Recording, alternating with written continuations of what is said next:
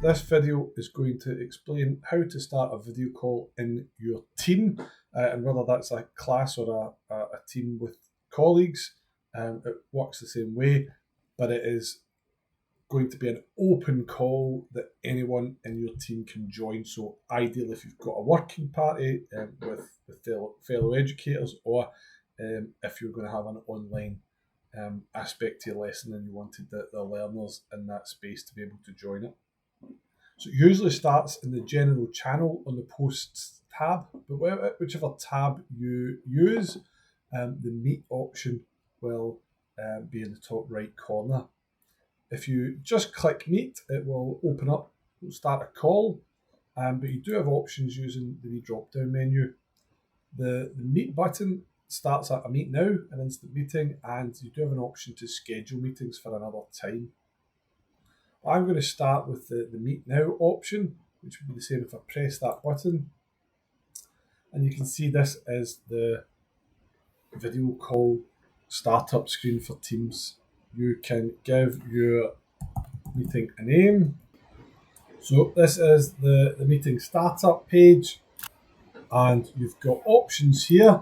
You can toggle on and off your microphone, whether you want to be muted when you enter the call or not. You can toggle your camera on and off as well, again, whether or not you want to have your face on the screen when you start the call. And there are options here that control your devices, such as your microphone, speakers, and video camera. Common faults can be fixed here, such as if your device has a front and a back camera, or you've got a webcam plugged in like I do, and just making sure you have the correct camera or speakers or microphone selected. That solves quite a lot of common faults there. You can give your channel a name or leave it as a blank default new channel meeting name, and pressing join now will start the call. Because there's no one on the call with me, it's given me an option to copy a meeting link. Selecting that, I can now paste it into any other channels, Teams, direct messages or emails I have with people who would like to join me, or I can invite them directly.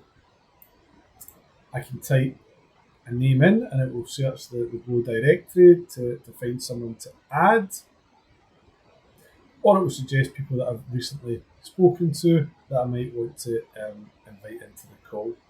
From any call in Teams, you are able to go and use different web pages, and you can see the wee red dot tells me that I'm still in a Teams call on that tab, but it'll be picking up my audio and video, so worth bearing that in mind.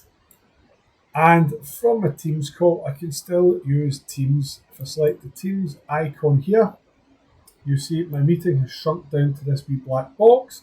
And if there's anyone speaking to me, they would appear in that wee black box, so I can keep an eye on the call. I'll still be hearing them through my device, but I'm able to use the rest of Teams here.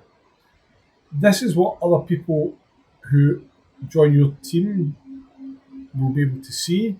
They'll see it identified up in the top right corner that there is a meeting happening on the channel, and they can use the join button there. You can see the same information here on the general channel and posts. That's where I'm holding the meeting. That is appearing here. And I can use the join button to join that, or I can chat with people without joining the message. I might be just to pop in that I'll be 5 minutes late and I'll speak to them soon. You can pop that in through the messaging. By clicking the wee black box, I can open my call back up to the main part of the screen, so I can see everyone who's in the meeting and speaking to me, and sometimes that's just useful to be aware of what others can see on your screen. Within the Teams call, you can use the chat button to send direct messages to people, typing in the box at the bottom and using the paper aeroplane send button to send those messages to people. You can see who's on the call with you, and you've got some other options to explore here as well. Perhaps the most useful is the share button.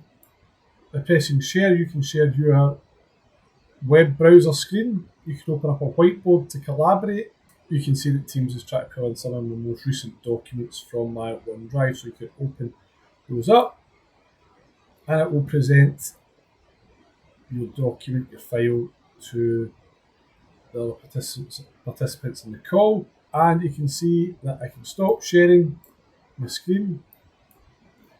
And to finish off a call, there is the leave button, which will exit you from the call. If you're the only person on the call, that will finish the call. However, if there's others on the call and you leave, the call will continue for them. But you do have the option of the drop down to end the meeting. That will end the meeting for everyone. You see here back on the general page that the meeting has ended. It will tell you how long that meeting lasted for. I can even download previous meetings attendance reports to see who was in that call. Useful for you to keep a record of such things. And that is using the video call function to meet now in a team. I hope that's been useful.